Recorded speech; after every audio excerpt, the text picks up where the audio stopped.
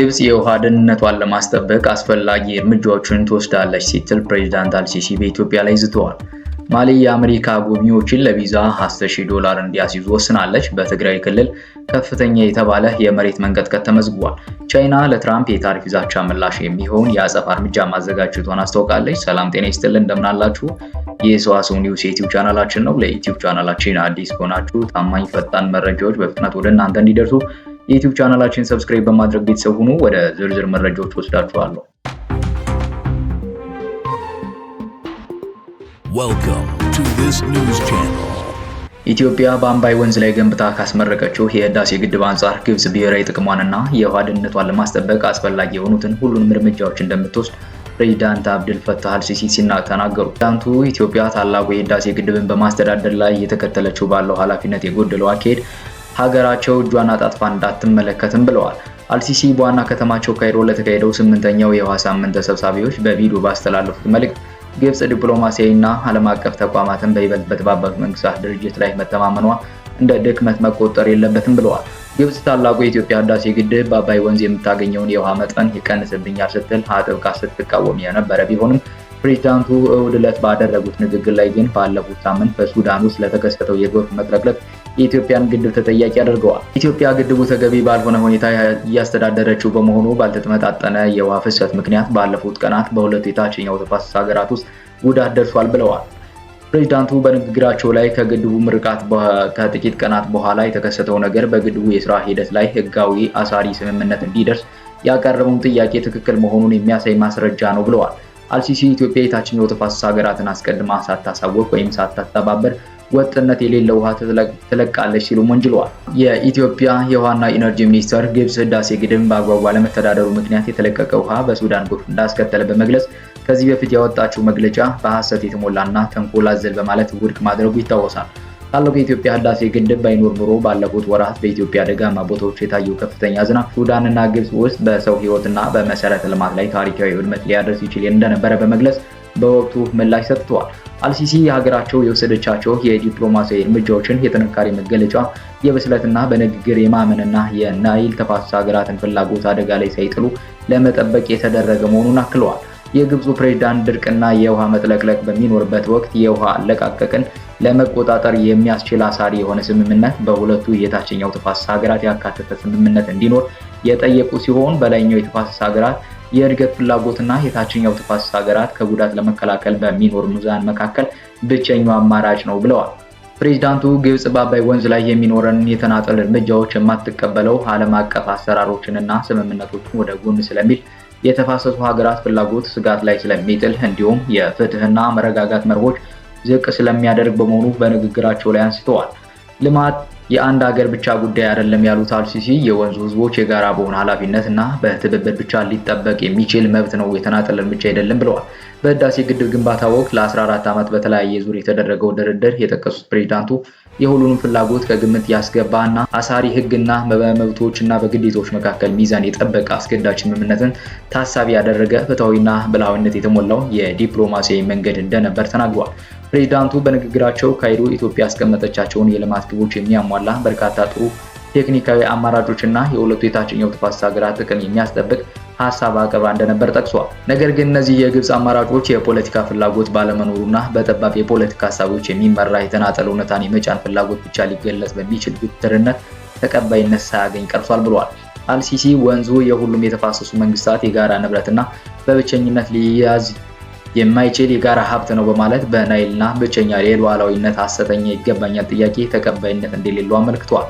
ግብጽ በዓለም ላይ የውሃ እጥረት ካለባቸው ሀገራት መካከል መሆኗን የጠቀሱት ፕሬዝዳንት አልሲሲ ከሀገራቸው 100 ሚሊዮን ህዝብ 98 በመቶ የውሃ ፍላጎታቸውን የሚያገኙት ከአባይ ወንዝ በመሆኑ ጠቅሰው የህልውና ጉዳይ ነው ሲሉ አስቀምጠውታል። ፕሬዝዳንቱ አክለውም በሀገራቸው በአባይ ወንዝ ጉዳይ ላይ ስትከተል የነበረው ዲፕሎማሲያዊ መንገድ የደካማነት ምልክት አለመሆኑን በመጥቀስ ነገር ግን ኢትዮጵያ እየተከተለች ካለው አካሄድ አኳያ ዝምታን እንደማትመርጥና ጥቅሟን ለማስከበር አስፈላጊ ያለችውን እርምጃ እንደምትወስድ በድጋሚ ተናግሯል። አልሲሲ የድንበር ተሻጋሪ ወንዞች የተፈጠሩ ዜጎች ሊከፋፈሉ ሳይሆን ለውህደትና ለትብብር ድልድዮች እንዲሆኑ ነው ብለዋል። የውሃ ደህንነት ቅንጦትና ዘላቂ ልማት አማራጭ አይደለም ካሉ በኋላ እነሱ ሊጠበቁ የሚችሉት በዓለም አቀፍ ሕግ በጋራ ጥቅምና ሁሉንም ተጠቃሚ በሚያደርግ መርህ ላይ በተመሰረተ ፍትሃዊ አጋርነት ብቻ ነው ሲሉ ተናግረዋል።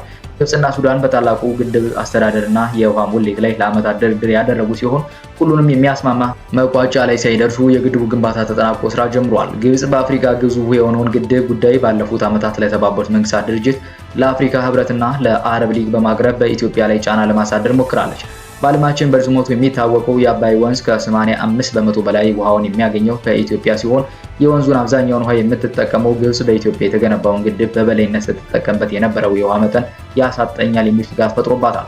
ግብጽ በአውሮፓውያኑ በ1959 የተፈረመውና አብዛኛው የውሃን ድርሻ የሚሰጣትን የቀኝ ግዛት ስምምነት በመጥቀስ የወንዙ ውሃ ሙሉ በሙሉ በበላይነት ለብቻዋ የመጠቀም ፍላጎት በማለት ኢትዮጵያ ይህን ሁኔታ መለወጥ እንዳለባት ስትከራከር ቆይታለች። ኢትዮጵያ በአባይ ወንዝ ላይ ያላትን ድርሻዋን ባረጋገጠ መልኩ ፍትሃዊና ምክንያታዊ አጠቃቀም ላይ ስምምነት እንዲደረስ እና ግንባታው የግብጽ የውሃ ደህንነት ላይ አደጋ እንደማይጥል በተደጋጋሚ ገልጻለች። በትግራይ ክልል ከተሞች በሬክተር ስኬል እስከ 5.6 የተመዘገበ የመሬት መንቀጥቀጥ መከሰቱ ተዘግቧል። የጀርመኑ የስነ ምድር ሳይንስ የጥናት ማዕከል ቅዳሜ ጥቅምት 1 2018 በአካባቢው ሰዓት አቆጣጠር ከምሽቱ 1 ሰዓት ላይ መሬት መንቀጥቀጡ አጋጥሟል ብሏል። የአሜሪካው ጂኦሎጂካል ሰርቫይ በበኩሉ ከመቀሌ ሰሜን ምስራቅ 56 ኪሎ ሜትር ርቆ 5.2 እና 5.6 የተለኩ ሁለት ርዕደ መሬቶች በተከታታይ መመዝገባቸውን አስታውቋል። ይህ የመሬት መንቀጥቀጥ በትግራይና አፋር ክልሎች የተለያዩ አካባቢዎች መሰማቱን ጨምሮ ገልጿል። በትግራይ ለሁለት ጊዜ ከ17 ደቂቃ ልዩነት ያጋጠመው የመሬት መንቀጥቀጥ በሬክተር ስኬል 5.6 መለካቱን የጀርመኑ የስነ ምድር ሳይንስ ጥናት ማዕከልም ዘግቧል። የአሜሪካ ጂኦሎጂካል ሰርቫይ በበኩሉ ቅዳሜ 9 ሰዓት አካባቢ በሬክተር ስኬል 4.2 የተላከ ሌላ የመሬት መንቀጥቀጥ ከመቀሌ በሰሜን ምስራቅ አቅጣጫ 46 ኪሎ ሜትር ርቀት ባለ ቦታ ላይ መድረሱን ገልጿል። ቅዳሜ ምሽት ከደረሱት የመሬት መንቀጥቀጦች የመጀመሪያው የተመዘገበው ከመቀለ ከተማ 56 ኪሎ ሜትር ርቀት ባለ ቦታ ላይ መሆኑን የአሜሪካ ጂኦሎጂካል ሰርቫይ መረጃ ያሳያል። የመሬት መንቀጥቀጥ ነዝረቱ በመቀለና በሌሎች የትግራይ አካባቢዎች የተሰማ ነበረ። በትግራይ ከተሞች ባጋጠመው የመሬት መንቀጥቀጥ የደረሰ ጉዳት ስለመኖሩ እስካሁን የተባለ ነገር የለም። የመሬት መንቀጥቀጡ የተከሰተው በ10 ኪሎ ሜትር ጥልቀት ላይ መሆኑን የገለጸው የጀርመኑ የስነ ምድር ጥናት ሳይንስ እንዲህ አይነት የመሬት መንቀጥቀጥ ለመሬት ውጫዊ አካል በቅርብ በመሆናቸው በደንብ ሊሰሙ ይችላሉ ሲል አብራርቷል። ቮልኬኖ ዲስከቨሪ በበኩሉ 5.5 የተመዘገበ ንዝረት ከውቅሮ ከተማ 23 ኪሎ ሜትር ርቀት ላይ መሰማቱን መዝግቧል። የርዕደ መሬቱ ንዝረት ከውቅሮ በተጨማሪ አጉባይ፣ ዶሎ፣ በዕደጋ ሐሙስና በአዲግራት ከተሞች እንደተሰማ ድረገጹ ጨምሮ ገልጿል። በትግራይ የመሬት መንቀጥቀጥ ሲሰማ ይህ የመጀመሪያው አይደለም። ባለፈው ዓመት የካቲት ወር ላይ በእነዚህ አካባቢዎች ተመሳሳይ መጠን ያለው የመሬት መንቀጥቀጥ አጋጥሞ ነበረ። በስምጥ ሸለቆ አካባቢ የሚገኘው የኢትዮጵያ ከተሞች ለርዕደ መሬት የተጋለጡ መሆናቸውን ይነገራል። ቻይና ለትራምፕ የታሪፍ ዛቻ ምላሽ የሚሆን የአጸፋ እርምጃ ማዘጋጀቷን አስታውቃለች። የቻይና መንግስት ፕሬዝዳንት ዶናልድ ትራምፕ በቤጂንግ ወደ ዋሽንግተን በሚገቡ ምርቶች ላይ 100% ቀረጥ ለመጣል መዘጋታቸውን ቁልጭ ያለ አድሏዊነት ምሳሌ በማለት ተቸች። አሜሪካ ይህንን ዛቻዋን ተፈጻሚ ማድረግ የምትጀምር ከሆነ ቻይና በምላሹ የምትወስደውን የአጸፋ እርምጃ እንዳዘጋጀች የሀገሪቱ ንግድ ሚኒስቴር መስሪያ ቤት ቃል አቀባይ ተናግረዋል። የአጸፋ እርምጃውን ምን አይነት ሊሆን እንደሚችል ግን አልተገለጸም። ቃል አቀባዩ አክለውም ቻይና ከአሜሪካ ጋር የንግድ ጦርነት ጀምር ሊያመጣ ስለሚችለው መዘዝ እንደማትፈራ አስታውቋል። ፕሬዝዳንት ዶናልድ ትራምፕ ቻይናን ላይ ታሪፍ ለመጣል የዛቱት ሀገሪቱ ብርቅዬ ምድር ማዕድናትን ለውጭ ገበያ ማቅረብ በተመለከተ የምትከተለውን ሕግ በማጥበቋ ነው። ቻይና እጅግ ጠበኛ እየሆነች መጥታለች፣ እንዲሁም መላው ዓለም እስረኛ አድርጋ ለመያዝ የሞከረች ነው በማለት ባለፈው ሳምንት ዓርብ ዕለት ከሰዋል። ትራምፕ በዚህ ወር በቻይና ፕሬዝዳንት ዢ ጋር ይደረጋል ተብሎ የሚጠበቀው ስብሰባ እንደሚያቋርጡም ዝተዋል። እሁድ ዕለት ግን የአሜሪካ ፕሬዝዳንት አትስኪ ቻይና ሁሉም ደህና ይሆናል በማለት ጽፈዋል። ፕሬዝዳንቱ በማህበራዊ ሚዲያ ገጻቸው ባሰፈሩት ጽሑፍ እጅጉን የተከበረው ፕሬዝዳንት ዢ መጥፎ ሁኔታ አጋጥሟቸው ነበር። አገሪቱ የኢኮኖሚ ድብርት ውስጥ እንድትገባ አይፈልጉም። እኔም አልፈልግም። አሜሪካ ቻይናን ማገዝ እንጂ መጉዳት አትፈልግም ብለው ዝርዝር ጉዳዮችን ግን ሳያብራሩ ቀርተዋል። ትራምፕ ዓርብ ዕለት ቻይና ላይ ታሪፍ እንደሚጥሉ መናገራቸው በአሜሪካ የፋይናንሻል ማርኬት ላይ ነውጥ አስከትሏል። እንደ S&P 500 ያሉ የአክሲዮን ተጠቃሚዎች ከሚያዝያ ወር ወዲህ ትልቁ የተባለው የ2 በመቶ ቅናሽ አሳይተዋል። የፕሬዝዳንቱ አስተያየት ቻይና እና አሜሪካ የንግድ ጦርነት ውስጥ ሊገቡ ይችላሉ የሚለውን ስጋት እንደ አዲስ ቀስቅሶታል። ሁለቱ ሀገራት አንዳቸው በሌላኛው ምርት ላይ በመቶዎች % የሚቆጠር ታሪፍ ለመጣል ከተዛዛቱ በኋላ ግንቦት ላይ ስምምነት ላይ መድረሳቸው ይታወሳል። በወቅቱ የነበረው መካረር በሀገሪቱ መካከል የሚደረገው የንግድ ልውውጥ እንዲቋረጥ ሊያደርግ ይችላል የሚል ስጋት ፈጥሮ ነበረ።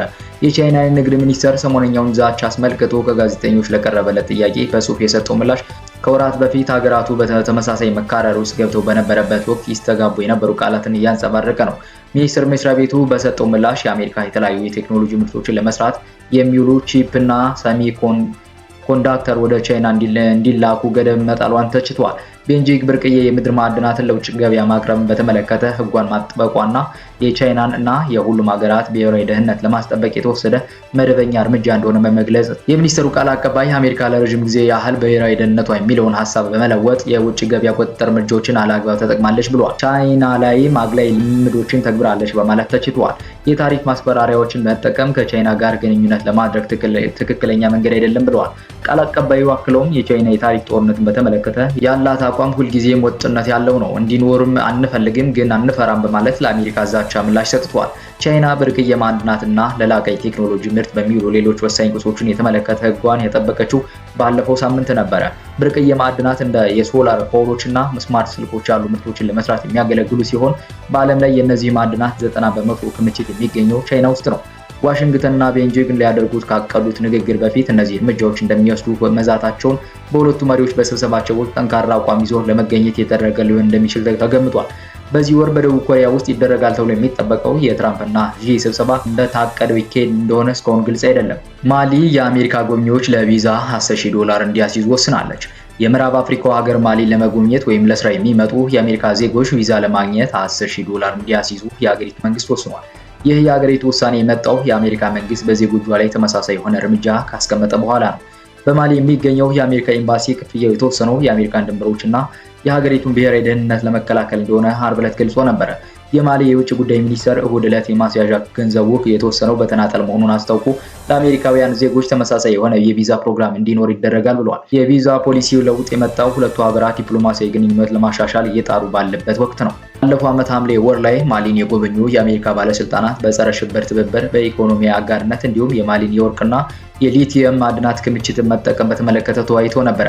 በ2021 በማሊ በጀነራል አስሚ ጎይታ የተካሄደው የመፈንቅለ መንግስት ተከትሎ የሁለቱ ሀገራት ግንኙነት እየተቀዛቀዘ መጥቷል። መፈንቅለ መንግስቱ በኋላ ማሊ በጂሃዲስቶች የሚደርሰውን ተደጋጋሚ ጥቃት ለመመከት ከሩሲያ ጋር ያላትን ግንኙነት አጥብቃለች።